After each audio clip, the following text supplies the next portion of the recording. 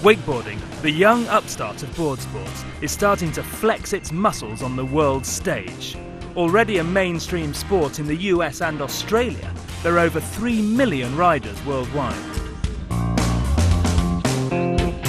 The first generation of wakeboarding started out as water skiers who transitioned to wakeboarding, and now you're getting kids that grow up on wakeboarding full time, and they've done it their whole lives, and so we're getting these next generations of riders that continue to grow the sport more and more. And now you have, hundreds of professional riders in the States who make a living full time off of wakeboarding. What's more, it's the fastest growing water sport in Europe, rising at over 20% year on year. That success is celebrated at Wakestock, a festival devoted to extreme wakeboarding. Whoa, as you can see there! And extreme partying. What started 9 years ago as a small competition on a beach in North Wales is today the biggest wakeboarding event on the European calendar, with a 15,000 strong music festival on the side. It's all about the wakeboarding as far as the event's concerned. The music was originally was part of a party just to give the riders and people that came to watch something to celebrate in the evenings, but the music side's grown each year. To now having big acts like Mark Ronson and Groove Armada, but the wakeboarding is always the centre of the event. With prize money of $30,000, it attracts pro riders from all over the world. Within Europe, like Wakestock, if you're a wakeboarder, like Wakestock's the top of the tick list for like an event you'd want to win. It's got big prize money and like just a lot of high esteem about winning it. This year, the event generated over $2 million in ticket sales alone. Add in the merchandising, and it's clear that this is a strong brand in its own right.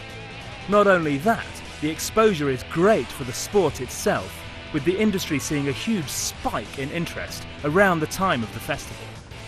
Especially the last few years, you've got a lot of big branded companies like Vans and Billabong who are coming in and supporting massive events like this, and I think for me that kind of shows that it's not just a little sport anymore. Relentless have sponsored the event for the last 3 years. What they've done is supported the free sport, action sport industry from the ground up, supporting riders, supporting events, and so they've built up a really good core following within these sports to become the brand that they are today, which is massive. Getting our pulses racing with that very fast hit.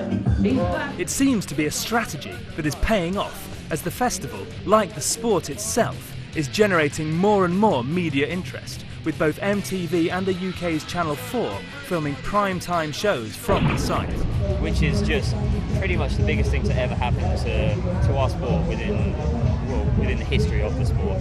To have that mainstream TV coverage is going to be priceless. Giant leaps in technology are also reeling in new recruits. The rope tow winch was invented 3 years ago and allows riders to hit the water almost anywhere. Similarly, cable parks are gaining serious momentum, not least because they drastically reduce costs.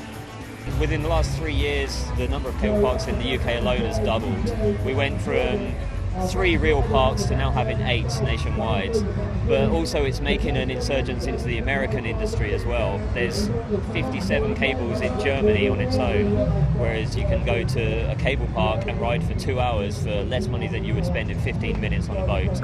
And with tricks like these, it seems wakeboarding will be making waves for years to come.